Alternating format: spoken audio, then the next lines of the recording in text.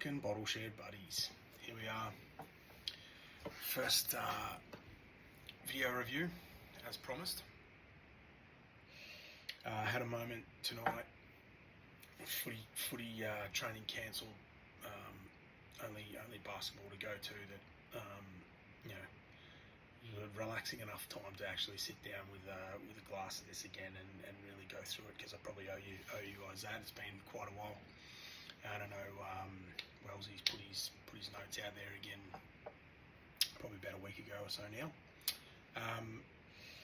So thanks Paps for this magnificent dram. I've enjoyed every time I've sat down with this one. I found it really complex and challenging, and also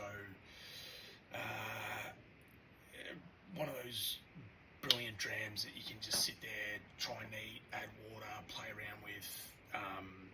Unreal. I love them. They're the best. And this one certainly falls into that category. Initially, my notes that I've written down, I had a few different moments with them and wrote down notes like along the way. So initially got grain, bread, lemongrass, white chocolate, vanilla custard, oak, ginger, got some like almond croissant in there. Then it was only like later tonight that I put like whiteboard duster on there from back in the day, which probably more came from on the palate, picking up like chalky notes in there tonight. But my initial notes on that for the palate were lemon meringue, sherbet, oakiness, definitely like some wood or resin style notes in there, whether it's like wood polish or whatever it is. Pencil shavings, there's dry, like tannic sort of notes, barley sugar, salty, and added tonight chalky in there as well.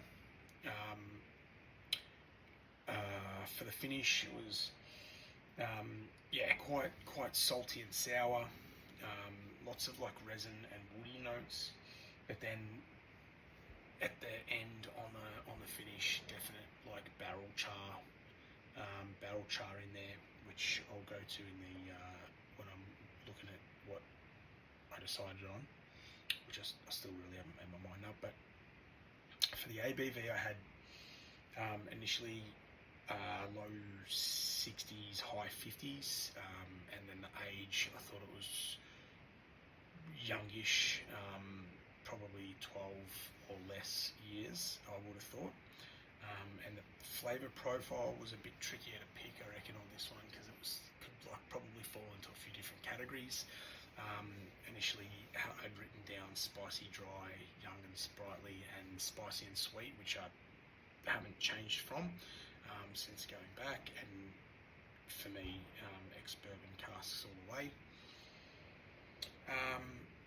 I had trouble picking this from the outturn as the November outturn fucking monster edition, so that was quite difficult to pin what it was, because there was such a big array of whiskies to choose from, and so many similar ones in there. But if I was going to be true to my flavour profiling, the young and sprightly, I thought it could have been potentially out of those.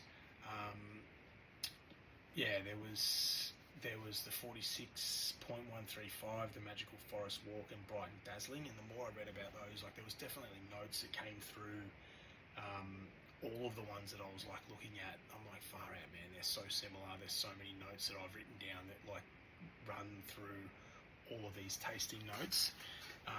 But I just feel like there's probably too much fruitiness in them for it to be a young and sprightly. I'd also had a spicy and sweet. The No More Counting Sheep was one that I was looking at as well, but again, it was probably more like the mango and like those fruity notes that sort of turned me off that. I was getting more of the spicy and dry notes, so the woods, the resin. I think there was one of the notes in there that really hit home, or there was a couple of them actually. There was the Hessian was one that sort of stood out to me. Which probably didn't really help because I think both of them came from different and fresh linen. Pretty similar sort of notes, I guess, but they were two that sort of stuck out for me. Also with like the more woody notes and less fruity notes that made me think it's a spicy and dry. I'm still undecided on what I think it is. I think there's definite like fruit notes and more undertones though, like in terms of they're not right up on the front palate. These are the fruity notes. Other than the citrus, like that's definitely up the front. But in terms of any of those like light orchard fruits, that sort of stuff, that's right in the back palate for me, almost towards, just before you're hitting in the finish. I've got water in this. I've had a couple of drams tonight of it.